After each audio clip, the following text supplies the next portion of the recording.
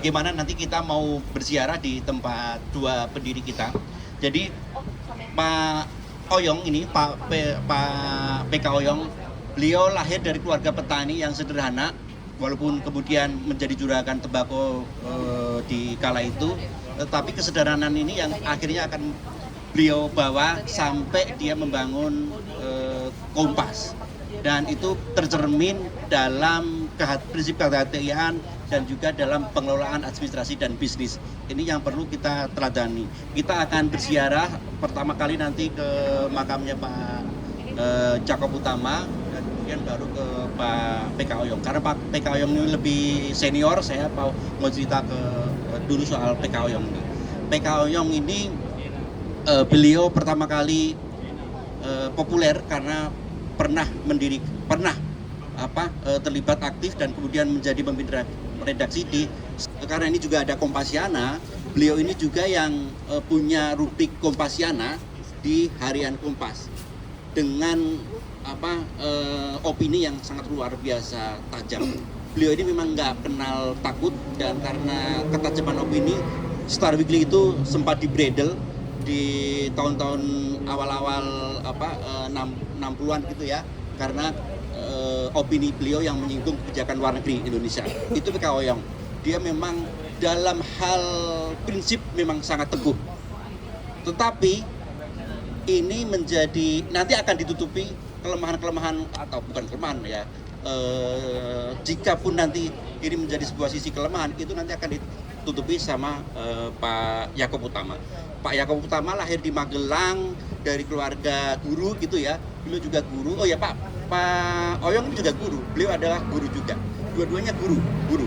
Dan untuk Pak Jakob Utama lahir 9 tahun setelah Pak Oyong, lebih muda, jauh lebih muda, tetapi dia jauh lebih bisa ini ya, kontrol emosinya sangat baik sehingga dia lentur dalam cara. Dua tokoh ini kemudian kita abadikan dengan prinsip-prinsip yang prinsip jurnalistik yang selama ini kita kenal, teguh dalam prinsip, lentur dalam cara. Nah, ini kita gabungkan sehingga Kompas ketika mengkritik itu tidak dador sampai akhir, enggak. Begitu dador sudah direspon dan sudah ditindaklanjutin, kemudian redaksi Kompas itu akan cooling down. Pak Jakob selalu mengatakan konsep dia adalah ngono ya ngono, tapi ya aja ngono lah gitu ya gitu, tapi ya jangan segitunya. Jadi kalau memukul orang dia sudah jatuh, ya sudah, nggak usah dipukulin sampai ini ya, sampai berdarah-darah gitu. Ini konsep beliau. Insight-nya untuk kita dan untuk bangsa itu apa? Dua tokoh ini juga kemudian melahirkan banyak bisnis-bisnis di KG Media yang orang dulu tidak menyangka bahwa jurnalis ternyata bisa berpikir bisnis juga. Nah, ini yang tidak semua tokoh-tokoh pers itu memang punya sisi bisnis ini. Nah, karena memang ini adalah dua kolaborasi yang tidak bisa dipisahkan satu sama lain. Dan dari dua pendiri ini kita mengenal yang namanya prinsip kemanusiaan, welas asih, dan juga saling menjaga, saling menghormati. Beliau ini walaupun misalnya ya Pak PK Oyong itu dikenal sangat hemat gitu ya, dan tidak rela untuk menyumbang ke acara-acara pesta misalnya, tapi beliau sangat royal untuk menyumbang untuk acara-acara kemanusiaan.